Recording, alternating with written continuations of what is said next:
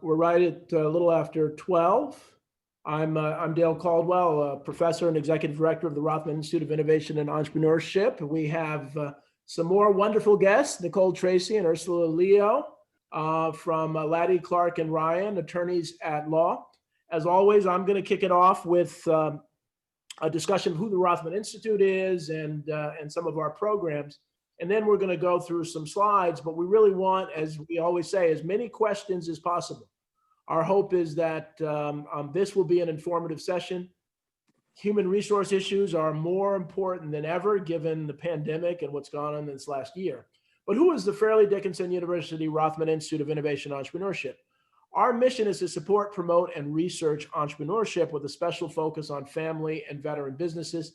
We really work on all entrepreneurs, but we have become one of the leading programs when it comes to family businesses. Our programs include our Family Business Alliance that includes everything from consulting to special speakers to a coaching component of it. We have student programs to encourage entrepreneurship. We've been doing that for 30 years. Our Veterans Launching Ventures program helps veterans and their family members develop business plans and develop a business. We've been writing a lot of articles, research, and policy around entrepreneurship and the importance of entrepreneurship. We do strategic planning with our clients. We're doing more and more urban business support to really help businesses in urban communities. We do leadership, sales, and diversity training. And one of the things that we're starting to do now are expand executive certification programs. So we're thinking about doing everything from SHRM executive programs to CFP programs to some other programs. Our sponsors are really the foundation of who we are. We wouldn't exist without TD Bank Charitable Foundation, Provident Bank, SunTrust, Commerce and Industry Association of New Jersey. Tony Russo, I think, may join us, the president, a little later. And I'll make sure to let him in. One of the important things to remember about entrepreneurship, especially family business entrepreneurship, it's more important than ever. It's really key to, I just wrote an article about King, to bridging the political divide. We have two sides on this country. The one thing that people can agree on is how important entrepreneurship is and family business is to the American economy. Public policy, therefore, must support entrepreneurship, and we're pushing for something we call the establishment of entrepreneur zones, where investments can go into urban communities to support the growth of entrepreneurship. One of the things we're most proud is creating the Family Business Week. And so every fourth week in October, we are encouraging people to spend the whole week supporting family businesses. We want you to do that throughout the year. But family businesses need our help more than ever, because during the pandemic, when a family restaurant or others is closed, every member of the family is unemployed. And so they suffer more than a lot of other businesses. It's important to remember that when we're going out to dinner on a Friday night tonight, think about supporting family businesses where you can. I have a TV show called Family Business World, and the website's familybusinessworld.com. You can see some of the old shows. It appears on rvntv.tv every Thursday at 10 a.m. and 8 p.m. We're really trying to promote, again, family businesses. Obviously, our program today, the Family Business Fridays, and our Veterans Launching Ventures program, which we're so very proud of, has become a truly national program with participants from 11 different states, 2 countries. And what we do is really work closely with veterans or immediate family members of veterans to develop business plans to help them grow their business. And as you know, many veterans aren't doing well. They're suffering and they're struggling, and we're trying to do our part to really support them. And we encourage all of you to go to our Rothman Institute of Entrepreneurship channel on YouTube. This video, as well as our other videos, are there. So it's an incredible resource of information, no matter what kind of business you have or what kind of information you're looking for. So we hope you will look at that. And finally, our Family Business of the Year Awards. We had our 28th awards, where Laura Mastaller and Black Swan Espresso won our new Family Business of the Year. We had the wonderful Makula Contracting was our under 10 million winners. And Norwalt Design was our over 10 million winner. So next October, we're going to have that. So with no further ado, I'm going to introduce Ursula H and Nicole Tracy, and I am going to stop sharing these slides and share their slides. And it's good to see we have some questions already. So Great. Thank you. We're excited to be here. I'm Ursula. Nicole is here also. And whenever you guys have questions, please feel free to use the chat or the screen, and we'll be happy to answer them as we go. What we have is just a short PowerPoint presentation that just goes through some of the overhead laws, and that'll be available for you guys. We'll get a PDF out to Dale later today in case anyone wants that information. But Nicole and I both are within our employment and law practices group at Laddy, Ryan. We're a law firm in Sparta. And Nicole and I have been practicing in employment law for quite some time. We represent both employers and employees. We've been very busy during this COVID time while we're all trying to figure out how you handle leave and paying leave and people who don't want to come back, people who are afraid to come back, and how to deal with that. So just from a really broad perspective, there is alphabet soup clearly in New Jersey when it comes to employment law. So state statutes we deal with are the LAD, the Law Against Discrimination. We've got SEPA, which is the Conscientious Employee Protection Act. SEPA is the whistleblower law that says you can't be retaliated against for voicing a concern of a violation of a law, rule, regulation, or policy. SEPA is big right now, of course, for PPP, right? If someone says someone isn't wearing a mask, do you have hand sanitizer? All those questions. Do we need to be gloves? Are we filing a complaint with OSHA? So SEPA is something we're seeing more of. What is a little unique about SEPA, there's a 1-year statute of limitations. New Jersey Law Against Discrimination is one of the most comprehensive through the country, basically saying you can't discriminate based upon any protected classes. And in New Jersey, anyone can fit in as a protected class. And we'll go over that briefly. So Ursula, again, I'm going to ask questions as I go, sure. Because, we bring these experts on and they know so much and they go so quickly sometimes that I ask the dumb questions. So if we don't, so it's 1 year. So explain a little more about that. So if someone gets COVID or something, they only have a year to file, or how does that work? So it's never black and white, right? Because that wouldn't keep me employed. It's always gray. So it's from when you know or should know about a violation, right? Right. So say yesterday you complained to your manager that they didn't have the gloves in place that you thought you needed in order to have a safe workplace. You have 1 year from that time when you knew or should have known to make a complaint. So it's pretty simple if you filed a complaint. Yeah. However, if your employer didn't post a SEPA notice, which is required, if they didn't provide you with the notice upon hiring, then you can say, oh, well, I didn't know about that. I was upset about it. I talked to my coworkers about it, but I didn't know who to complain to. So that can extend your statute of limitation period going forward. It's always tricky, but if you filed a complaint, it's 1 year from, but if you didn't know about it, that can extend the statute of limitations. And one question, I know you're not insurance agents. Does insurance cover that? So if someone's liable and you sue them, does insurance cover that? Or how can small businesses protect themselves? So one of the new things, one of the first things I ask now when I am consulting with a small business owner is, do you have EPLI, Employment Practices Liability Insurance? Okay. Because no matter what we do, no matter how many policies, you have a handbook, you have the training in place, there's nothing you can do to stop an employee from suing you, right? Okay. And unfortunately, once that complaint is filed, you're looking at tens of thousands of dollars just to get to mediation, right? So once that complaint is filed, you have to file an answer, you have to go through the discovery, even if it's a terrible claim, even if you're going to get it out. When you're going to get it out is possibly at the beginning with a motion to dismiss, highly unlikely. So it's a motion for summary judgment that takes a long time to get to. So that employment practices liability insurance in general protects against law against discrimination, protects against SEPA, protects against all those employment claims. And it's something definitely all small employers should look into.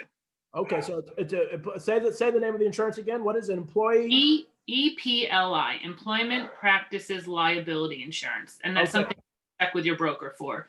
The cost difference is huge. I've had clients who come in and it's crazy, but it depends always on your deductible and what your past history is, of course, too. Excellent. Good. Okay, go ahead. Sorry to interrupt you, but I want to make sure we cover that for the audience. Oh, no, please, anytime. Yeah, so something you should consider. And so the new things we're looking at now are, of course, New Jersey's Family Leave Act and the Earned Sick Leave Law. So in New Jersey now, for every 30 hours worked, you're earning 1 hour of sick pay. A lot of us already had that, but if you didn't, you're now being required to provide that paid sick leave. And that's not something we weren't necessarily going to go into with detail, but if there's questions, just again, things to remember that are out there. New Jersey Family Leave Act is different in that what it does is provide for 12 weeks of job protection, not pay, but job protection. And are you reading that question there carefully? Yeah, I'm trying to see what make sure we're covering that. But yeah, Oh, go and then ahead. we can go to the next slide if that's okay. Okay, next slide. Okay, perfect. We've also got to deal with federal statutes. And again, New Jersey, because our laws are so strict, we typically look at the New Jersey law, but just so you know, Title VII Civil Rights Act, that's where our law against discrimination in New Jersey is what we look to because it is strict, more strict. Age Discrimination and Employment Act. It used to be 40. If you were over 40 and replaced by someone under 40, that could be an argument for age discrimination. We now see reverse age discrimination where people think they're being discriminated against because they're younger, and that 40 has gotten very gray. Where if it's 38, if it's 42, so that's not so clear, but there's definitely an age component to that also. Ursula, let me step, because this age discrimination, I know so many people, who, if you're over 50 or over 55, it's almost impossible to get an interview or get a job. And again, that's not, you can't sue for discrimination, but is there any protections of, against that from an employee standpoint? Because I run into that all the time with people. Yeah, so New Jersey is an at-will state, which means anyone can be terminated for any reason or no reason, as long as it's not a discriminatory reason. So I know a lot of people, when they're terminated, they'll get, the severance package, and you'll get the help of a benefit plan or help of a consultant and a recruiter to help you moving along, which unfortunately, you're right. If people are of a certain age, it seems that they're having trouble. But because New Jersey's at will, as long as, again, it's not for discriminatory reason, there's no protection there. Where we're also seeing the age come up right now is for COVID, right? At the beginning, it was anyone over 65 in the workplace. How do we deal with that? So one of my favorite acronyms in employment law is no good deed goes unpunished, right? So you as a small business owner say, you know what? Shirley's over 60. I don't want her coming into work. She's in that group that she could get ill. So if you do that based upon her age alone, you're opening yourself up to an age discrimination claim. And because of COVID, it's a little bit, everything's changing, right? This time next year, we're going to have whole new discussions. But in general, you don't want to make employment decisions based upon an employee's age. And one final question. So if I'm an employer and I have 30 employees and all of them are in their 20s, am I at risk of age discrimination that I've interviewed people, but I don't hire anybody over 40? Is that a risk for an employer or not?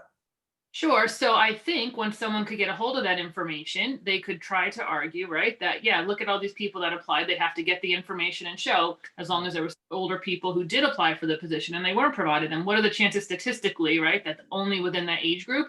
But then it's proving the case, proving that because of age, those people weren't provided with the same employment opportunities. Okay, great. Thanks. ADA, the Americans with Disabilities Act, is something, again, protected by the law against discrimination that is very much changing daily now. We were never allowed to ask employees about their medical conditions until March of this year, right? All of a sudden, you could ask what their temperature was. You could take their temperature when they came to work. You could ask about their illness. Before it was, okay, sick, go, right? We don't want to know about it. We don't want to know because we don't want to make decisions based upon an employee's disability or their perceived disability, right? So if someone comes in, you think they're ill and you send them home, that used to not be a big deal. We didn't ask further as to why. Now, because of what's going on with COVID, we do want to know more. We want to know, is there anyone at home who's ill? So Americans with Disabilities Act, you just want to make sure what we're doing is consistent, and you want to make sure you're enforcing your policies consistently with all of your employees so you're not opening yourself up to a disability discrimination claim. So what Nicole is going to get to eventually here is the Families First Coronavirus Response Act. So again, our alphabet soup here, FERCA. Basically, there's two important things for FERCA. One is the Emergency Paid Sick Leave Act, and one is the Emergency Family and Medical Leave Expansion Act. What's different is the New Jersey Family Leave Act applies to 35 employees or less. FMLA was 50 or more. Now, Families First Coronavirus Response Act, anyone with less than 500 employees. So now people who didn't have to worry about FMLA have to worry about paying employees who are taking leave for COVID. So that's the game changer here for our small employers. If we can get to our next one, please. Next slide. Okay.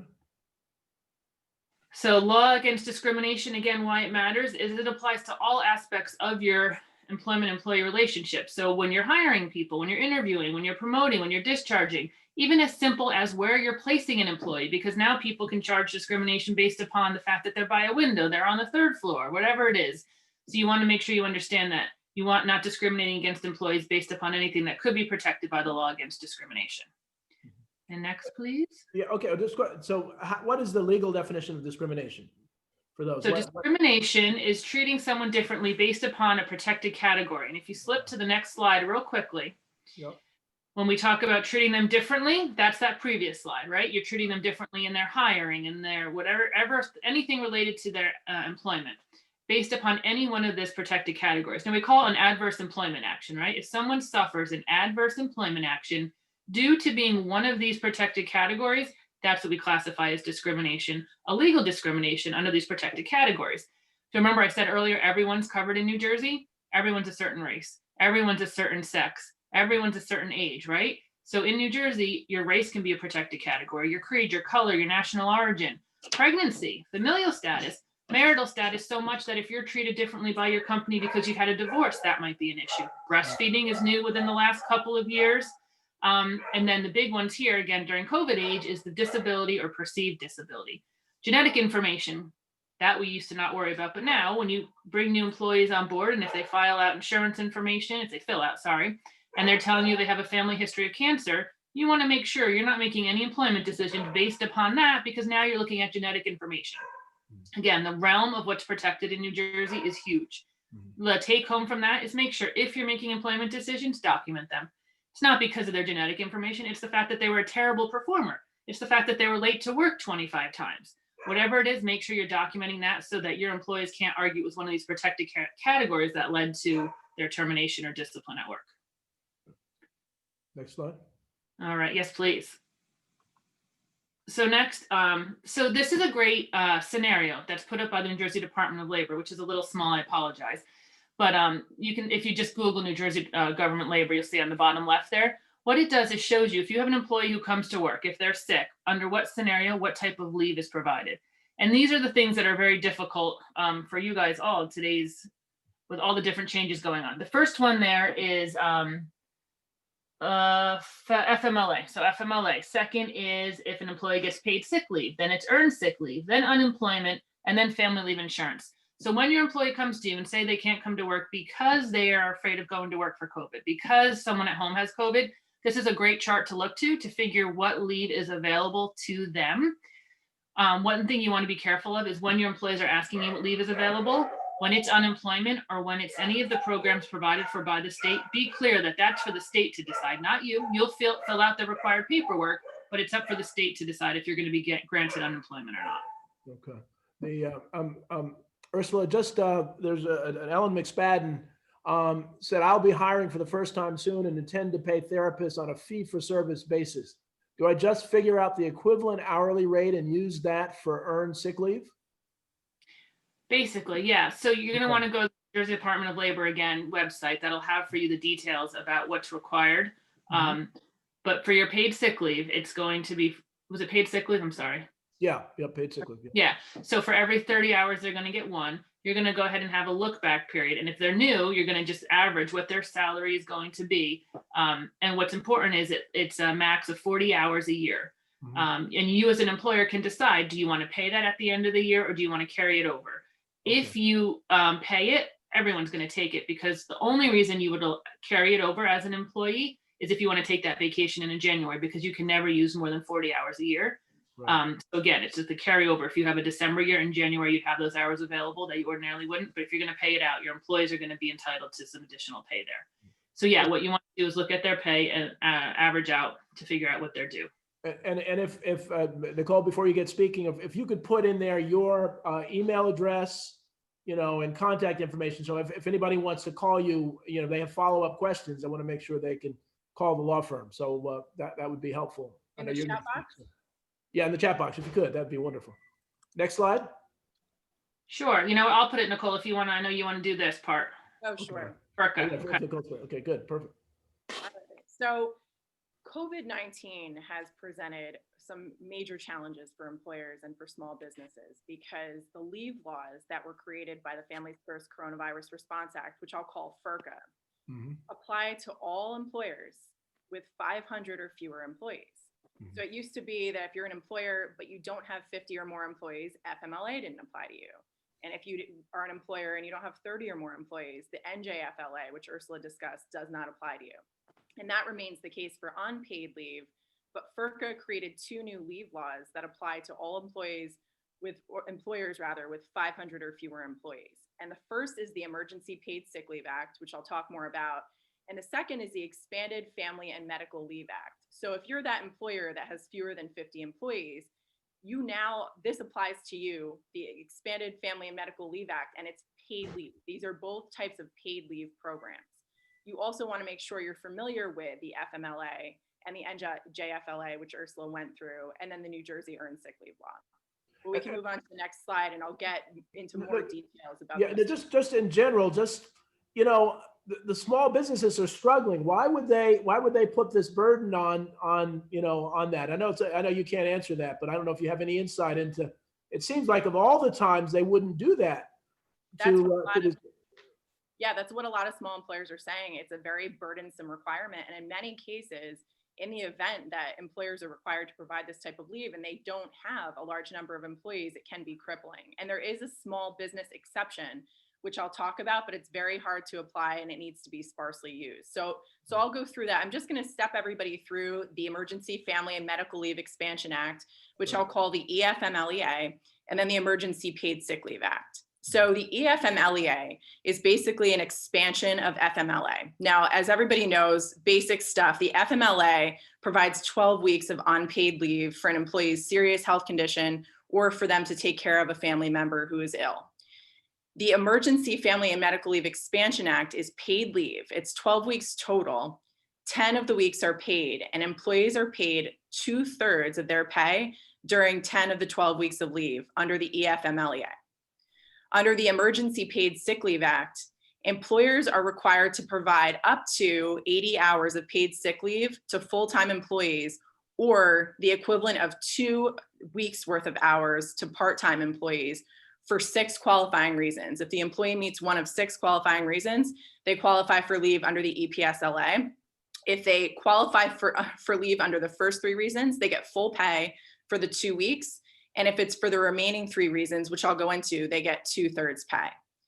In order to take leave under either of those laws, employees must be unable to work or telework. So it's an employee that truly cannot be present at work. If they're working from home and they're able to continue working, they won't qualify. But if they're ill and they can't do it, assuming they meet one of the qualifying reasons, the employer needs to provide that leave. Interesting. Okay. Good. So we'll go on to the next slide and I'll talk a bit about each law in more detail. So the EFMLEA is the expansion of the FMLA, and it applies only in one instance. It's when the employee is unable to work or telework due to a need to care for their child who's under 18 years of age if the child's school or place of care has been closed, or if the child's care provider is unavailable due to a public health emergency regarding COVID-19 as declared by a federal, state, or local authority. So what does that mean? If the state has shut down a school and children are learning remotely, and that parent is the only person available, an employee is a parent, and they are the only person available to care for their child, they qualify for EFMLEA leave. If the child's daycare is closed for COVID-related reasons and it's pursuant to a state order, directive, or some other type of law, that parent, if they're your employee, will qualify for EFMLEA leave. This also applies to a son or daughter. It's not just a son or daughter under 18 years of age or child under 18 years of age. It's also if an employee has a disabled adult child and their care facility is closed due to COVID-19. We get a lot of questions from employer clients saying, well, my employee has COVID. Does this mean they get 12 weeks of leave, 10 of which are paid under the EFMLEA? The answer is no. And again, it's only if they have a child and their school or daycare is closed, or an adult child who's disabled and their care program is closed. So it's a very limited window. And this is at 2/3 pay. On the next slide, I talk about the Emergency Paid Sick Leave Act and the qualifying reasons. And it's important to know what these are so you know if your employee even meets the criteria, right? So the first reason for an employee to qualify for leave under the Emergency Paid Sick Leave Act is when they are subject to a federal, state, or local quarantine or isolation order related to COVID-19. If they cannot come to work, if they are ill, that is key. And this is also when the state issues an order and they shut something down. If that employee cannot get to work, that's the first qualifying reason. The second, and really the most common one, is when an employee is advised by their healthcare provider to self-quarantine due to COVID-19 concerns. right? So that employee may come to work, or they may start to get symptoms of a fever. They may be sent home. They go to the doctor and they get a COVID test. Sometimes the test takes 3 days. That doctor may say you need to self-quarantine until you get the results of your test. And that employee will then qualify for EPSLA leave under the second qualifying reason listed here. The third qualifying reason is when an employee is experiencing COVID-19 symptoms and they then seek a medical diagnosis. So it's not just the time that they're advised to self-quarantine by the doctor, it's the time that they actually go to the doctor, make the appointment, go to the appointment, and are seeking that medical diagnosis from their doctor.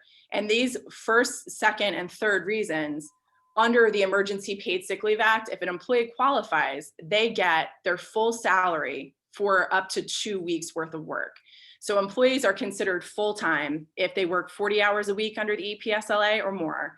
And if they work fewer than 40 hours a week, they're considered part-time. And if an employee qualifies for leave for any of these reasons, the way you calculate what leave the employee gets is if they're full-time and they work 40 hours a week, it's easy. They get a max of 80 hours of leave.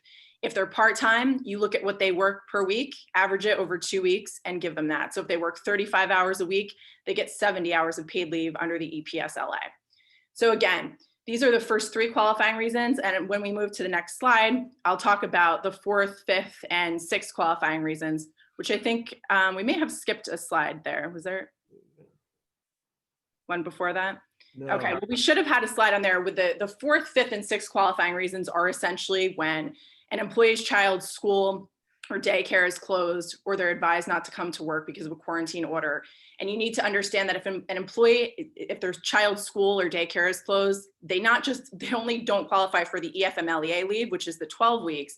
They get 2 weeks of paid leave under the EFMLEA, or 2 weeks of leave, under the Emergency Paid Sick Leave Act. Okay. Another qualifying reason for leave, which is the 5th qualifying reason, is when an employee's family member is sick, has COVID-19, and they need to be cared for, and that employee needs to stay home and take care of that person.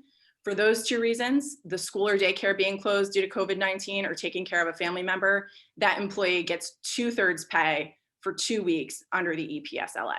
So it's just important to know those qualifying reasons. If it pertains to the employee, him or herself, and their need for care, seeking a medical diagnosis, waiting, quarantining, that's 1 through 3 qualifying reasons. They get full pay.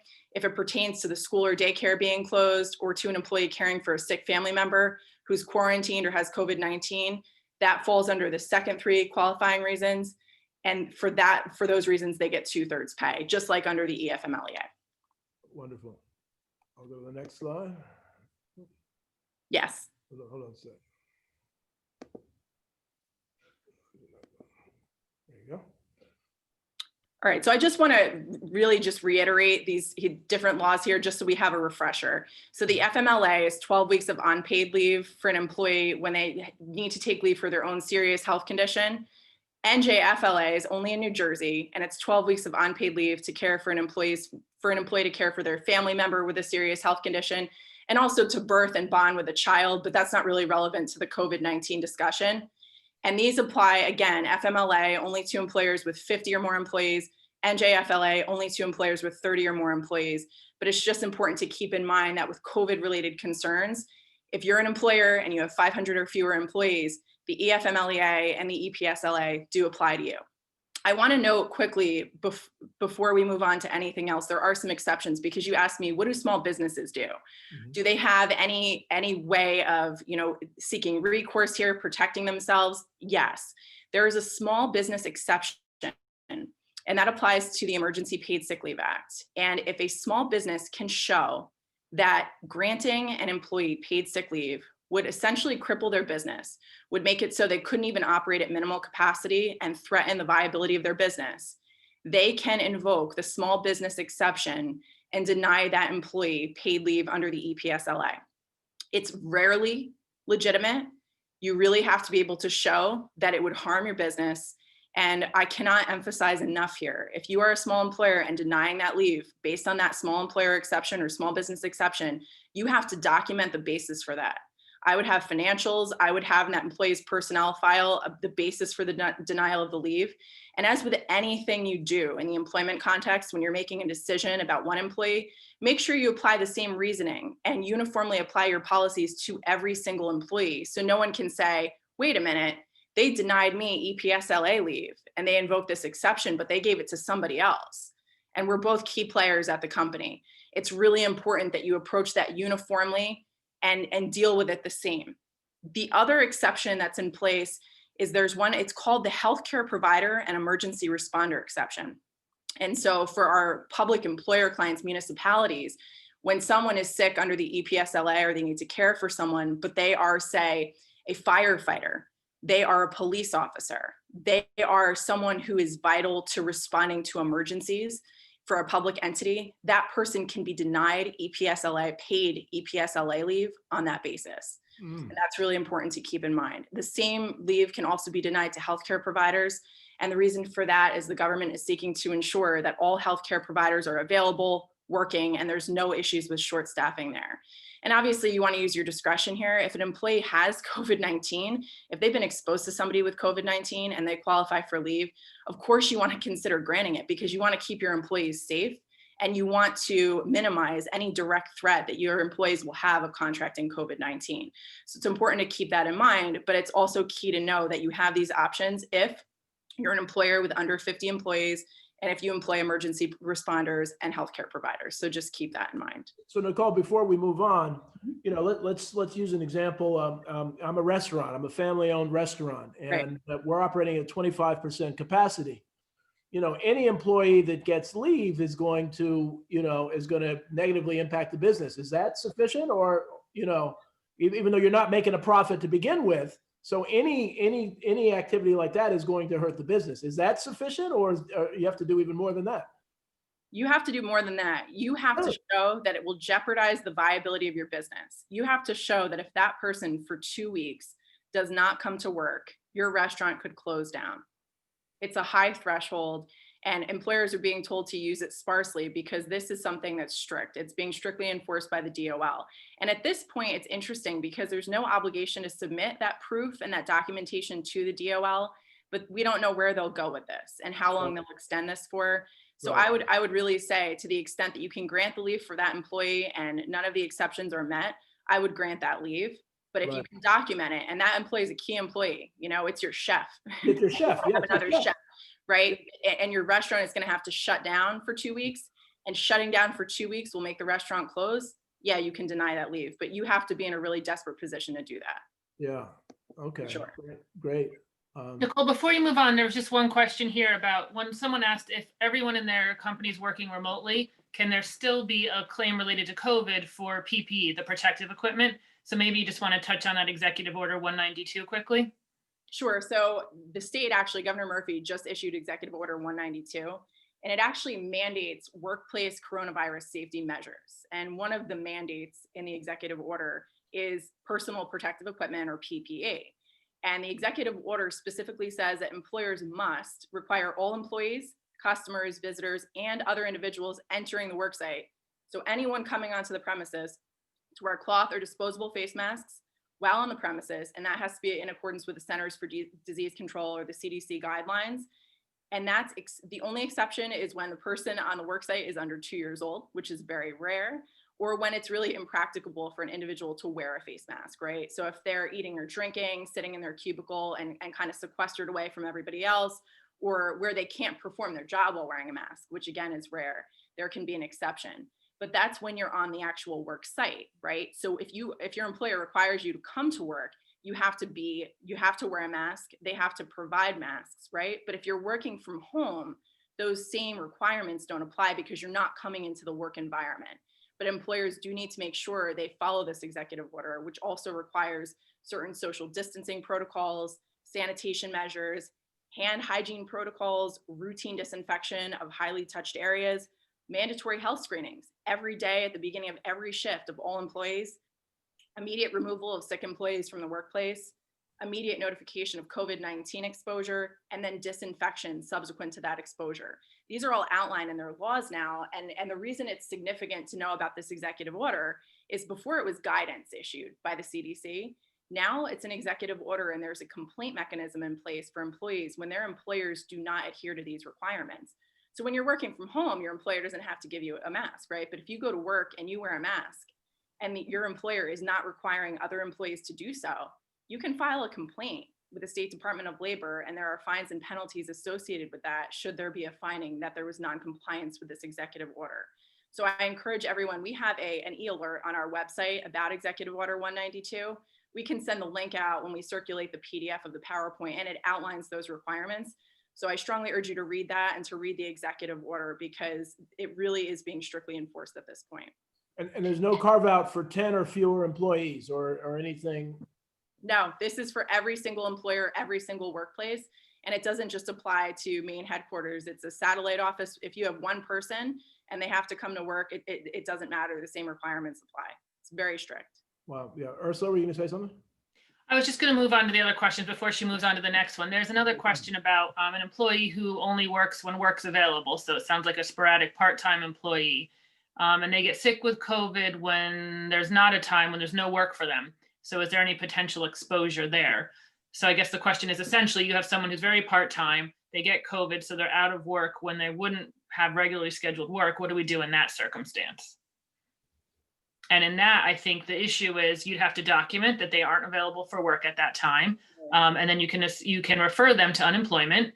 And you can tell them, that, okay, I understand you have COVID, but at this point in time, we have no work for you anyway. So therefore there's nothing for you to do. But again, I think you need to be able to document that, no, they wouldn't regularly be working at this time, and Right. refer the agencies, unemployment, sick leave, whatever it is that they have available. Right. The next question, Nicole, before you move on, is can you refuse to hire an employee because he or she has COVID?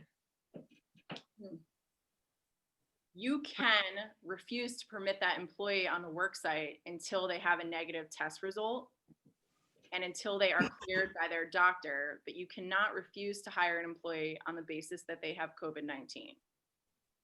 So whenever you take an adverse employment action, we'll call it, which is where you refuse to hire, refuse to promote, whatever it may be, you want to make sure you're documenting the reasons, right?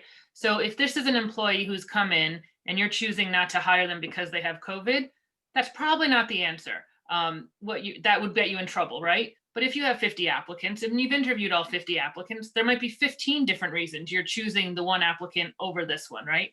So the key is to document the reason you chose them, and don't make it because of COVID. Make it because of their lack of experience. Make it because the references weren't as good. Whatever the true reason is, we don't want to be untruthful, but you want to make sure you're documenting a reason other than a potential disability discrimination claim as to why you're choosing not to hire that individual. And then the last one we've got here is it talks about an employer who's reopened their office. The employee is in high risk. They can't come into the office. The question is, can you require them to come into the office? And if they don't come into the office, do you have to pay them? And do they have to use their paid time off to get leave? So there is an executive order. It's 107. This came out very early on during the pandemic in March. And it says that employers are required to allow employees to telework or to work from home whenever it's practicable. And it's important to know that if there's any ability to allow that employee to work from home, requiring them to come into the office would be forbidden under that executive order. More importantly, Ursula mentioned the ADA, the Americans with Disabilities Act, and the law against discrimination. If you have a high-risk employee and that employee legitimately cannot go out into the workplace, cannot be exposed to COVID-19, say they have cancer or some other illness that makes it difficult for them to contract COVID and have severe symptoms, to the extent that they can be reasonably accommodated under the ADA and under the law against discrimination, you as the employer are required to do so. And that requires an interactive process, right? You may say to that employee, you need to come into the workplace because it's an essential part of your job. And that employee may say to you, but I can't, I'm at very high risk, I'm uncomfortable doing that. Then you have to assess whether you as the employer have some ability to make some reasonable accommodation. Are you sure that that employee cannot work from home? Are you absolutely sure there's no way to do that? And if there's not, and that employee is has a serious health risk, they may qualify, in addition to using their paid time off, their paid sick time, their PTO, they may qualify for leave under the Family and Medical Leave Act, which is unpaid. And, as we noted, the employee would get 12 weeks of leave. But that's only if no option is available from the employer for that employee to continue working otherwise. It's very important to have that conversation and to make sure that it's really a necessity to have them come in before you deny that option, the teleworking option. And it's very case specific to the title, right? If an employee has to stand at a press operator and they have to physically be there, then of course, if they're not in, then you don't have to pay them, right? They're not able to meet their job responsibilities. However, if it's somebody who's in sales and everyone else who's a salesman can work remotely, why can't this person? So you want to be careful with that. And then the other question in here is, do they have to use their time to get paid, their accrued time off? So that chart, that New Jersey scenario of COVID that we looked at earlier in the presentation, if you look at it, number 8 on that chart is employer permitted to be open, but workers afraid of gathering in a group and refuses to work. And it specifically says there, the only available options for that person are New Jersey earned sick leave and perhaps even temporary disability. And again, that's going to be an option for them to file under. But the next question also here on the same arena is, can accrued sick leave be used while sick with COVID, or is an employer required to pay for the 2 weeks without using the accrued sick leave? Nicole, I don't know if you touched on the tax benefits or how that works with the paid sick leave. No, I didn't. And if you could go into that, that would be great. But I should mention, though, that with regard to the Emergency Paid Sick Leave Act and the expanded FMLA leave, you cannot first require an employee to take their paid sick leave. So they may do so. They may opt to do so and say, listen, I want to use my PTO first. But they have to be able to use their emergency leave under the FERCA if they actually qualify to do so. And so I'm not an accountant, so I don't pretend to understand this fully. But when you are paying your employees under FERCA for the 2 weeks or paid sick or the full 10 weeks with the maxes, where we saw the maximum set forth, you're going to get a tax credit for that you should make sure you document every single dollar paid under FERCA. And at the end of the year, or make sure you talk to your accountant now, because you'll get a tax credit for those payments. So yes, you need to pay them, but somehow it's going to work out towards the end. So you want to make sure you're talking to your accountant about that. Right. And it's not full reimbursement, but it's something. So it really has to be documented in payroll. Excellent. Great. Next slide. Yeah, I think we can go on to the next slide. Okay. All right. So an issue that's come up very frequently for us and really for a lot of employers probably is employees having anxiety. So what do you do when an employee is afraid to come to work? They say, I'm petrified of getting COVID-19. I can't come to the office. I'm just too scared. I can't handle it. Can you discipline an employee in that scenario? The answer is generally yes. However, you have to be mindful of the laws that we've discussed today, the FERCA, the Family and Medical Leave Act, and most importantly, the Americans with Disabilities Act, because sometimes it's not just anxiety and a refusal to come to work, but it can actually be a medical diagnosis of severe anxiety. And that employee, if they legitimately cannot function in the workplace because their anxiety is that severe, and they have the medical documentation needed to take FMLA leave, that is a legitimate reason for taking that leave, assuming they have the required documentation. And you, as the employer, we just talked about this, the working from home option, the teleworking option, you as the employer, if they come to you and you really think that this may be a medical issue, mental health issue, you have the ability, or not the ability, the requirement rather, to engage in the interactive process with that employee and see if there's any accommodation you can make so that they can function, can continue to fulfill the essential duties of their job, and to do so from home. So generally, yeah, if an employee just says to you, I'm afraid, I don't want to come to work, that warrants discipline if they simply refuse to report to work and refuse to do their job. But you really want to carefully look at this issue. And if they come to you with medical documentation, they have a doctor's note, something along those lines, then you really need to look into these laws and make sure that you're not disciplining an employee who qualifies for some other type of leave for a medical reason. And before we move on, I know under the Q&A, there's some more questions here about teleworking and COVID and how we deal with that. So one of the things a lot of our employers have done is created what's something called a pandemic response policy. Right. And what that does is essentially set out how it's going to work for your company. How are you going to bring people back? When? What are the PPE requirements? And perhaps most importantly, what are your monitoring procedures for your company, right? So typically it's CDC. And you know what? The CDC website and the CDC symptoms of COVID are changing on a weekly basis now, it seems like, if not more often. So if you have questions, or if you want to make sure that you're in compliance, you want to have some sort of policy in place that says, we're going to comply with the CDC. Maybe you're taking temperatures. Maybe you're asking employees to make sure they haven't traveled, right? Or now it's that they don't have any of the symptoms. Symptoms have changed since March, right? But you want to make sure whatever you're doing it consistently. One of the questions here is, can we mandate a COVID test if someone doesn't feel well and not let them return until they get a negative test?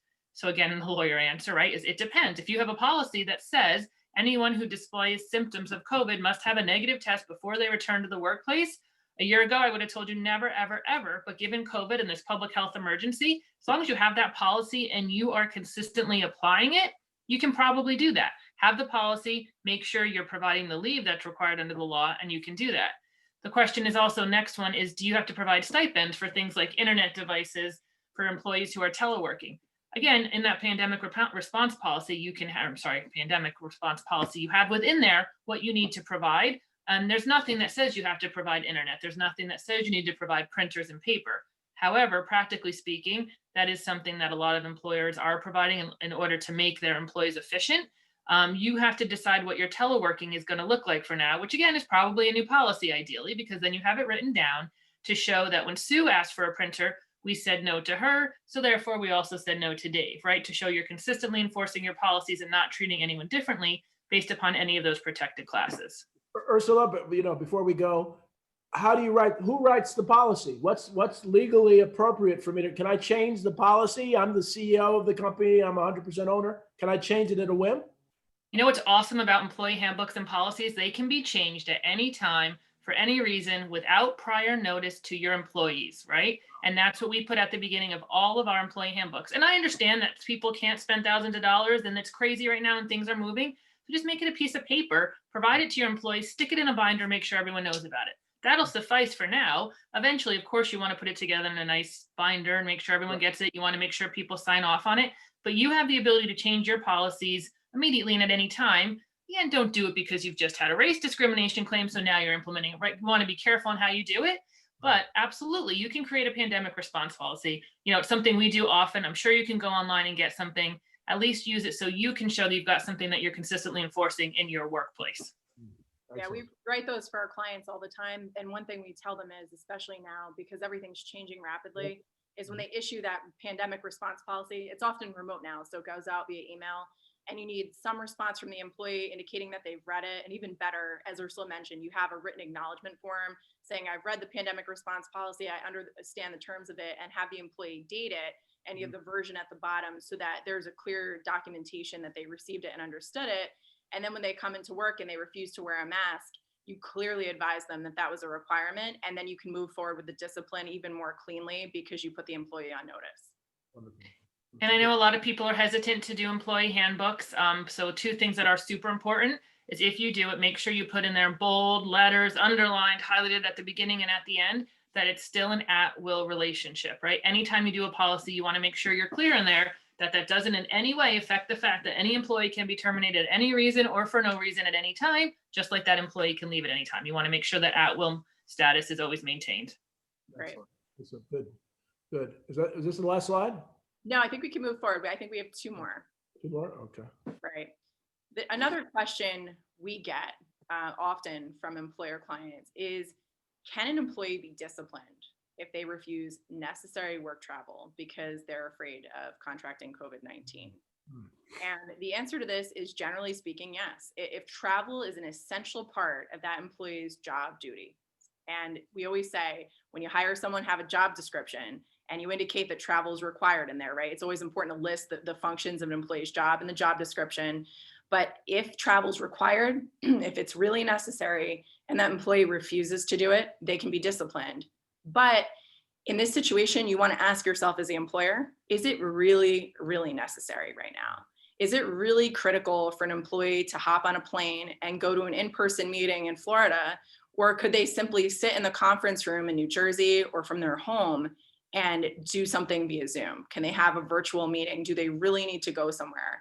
And that it's really important to take employee concerns seriously in this context and to consider alternatives, right? You want to postpone travel if it's not necessary. And you want to have employees participate remotely to the extent they can, because your goal is to keep them safe so that they can continue working. First, it's the right thing to do. But second, these executive orders, the law right now and CDC guidance requires employers to be extra cautious. So travel should only happen if it's critical for that employee to go somewhere in person. Otherwise, you need to work with that employee if, especially if they're high risk and they, air travel or traveling to a state that's on this high risk list is something that would pose a serious danger to them. If a virtual experience, meeting, whatever it is possible, you need to allow that in that scenario, or you could be open to an 88 claim or LAD claim in the event that you require that employee to travel, or you discipline them for failing to do so. One previous. Yeah, and another question we get often from employer clients is, can an employee actually be disciplined for their failure to adhere to a policy that requires PPE? The answer is absolutely yes. Right now, as we mentioned, Executive Order 192 requires employers to provide masks, and it requires everyone who reports to any work site to wear a mask. So if an employee comes in, especially if you have a pandemic response policy where you say you have to wear a mask, and that employee just says, you know what, I don't feel like doing this, I don't want to, it's uncomfortable, you can absolutely discipline them for violating the executive order, for violating your workplace policies, your pandemic response policy. There are certain exceptions, right? So if a mask interferes with the employee's job in some way, or if it creates an occupational hazard, obviously it can't be required of an employee. In that scenario, you want to try to sequester that employee from other employees, right? You don't want to have people within 6 feet of each other. So if they can't wear masks for their job for whatever reason, that they're violating that social distancing protocol that is required in Executive Order 192. But if the mask genuinely interferes with the job or creates some type of hazard, that's an exception. It's also an exception if the mask exacerbates an existing medical condition, right? So this falls under the ADA. And you as the employer in that scenario, when an employee says, listen, I cannot wear a mask because of XYZ medical reason, you then have a requirement under the ADA and the law against discrimination to try to make a reasonable accommodation for that employee to the extent you can. You're not going to want them in your office because you will not want them to expose other employees to COVID-19. It's very high risk to not wear a mask, as we all know, but you need to engage in that interactive process with them and determine, can we have this employee work remotely, or is there something else we can do to accommodate this person for now?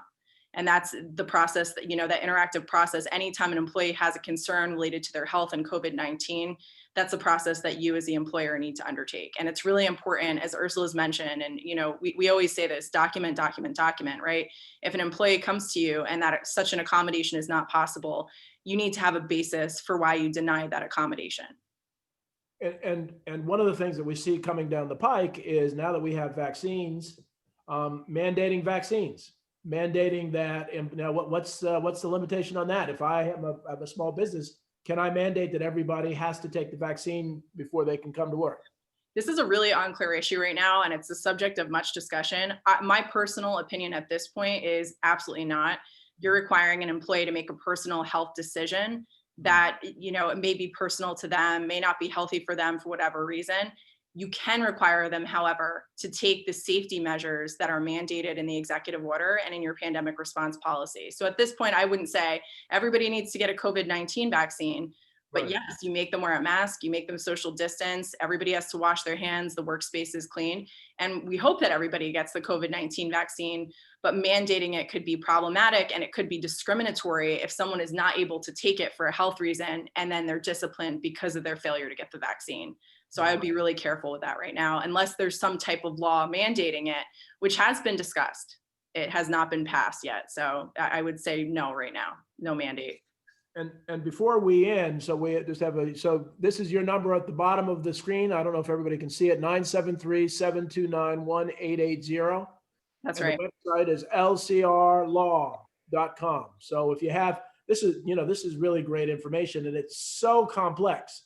And it's getting more, it seems like it's getting more complex every week. It is. So, but you guys, you're doing a great job of explaining it. Anything else? Is this, I'll stop sharing the screen. Because there was just a question there about accrued leave. Someone asked if accrued leave ends at the end of the year. And again, the answer is it depends. If someone has, paid sick leave, New Jersey paid sick leave, that 1 hour for every 30 up to a maximum of 40 hours per year. You're going to have a policy and you're either going to carry it over or you can offer to pay half or all of it. Vacation pay is not required in the state of New Jersey. Holiday pay is not required in the state of New Jersey as it stands now for you as private employers. So you have to have a policy. Your policy should say whether you pay it or not at the end of the year, whether you carry it over. And it should also say what happens at time of termination. I got to tell you, the worst thing I have to do is have an employer who has a policy who says we're going to pay you your vacation and holidays at the end of the year if you haven't used them. At termination. And then the employee is awful. They have a terrible termination. They terminate, and then they have to pay him $5,000, right? So you want to make sure whatever it says in your policy that employee has to leave in good standing. So at least if something terrible happens, you're not having to pay them out these accrued benefits on top of everything else.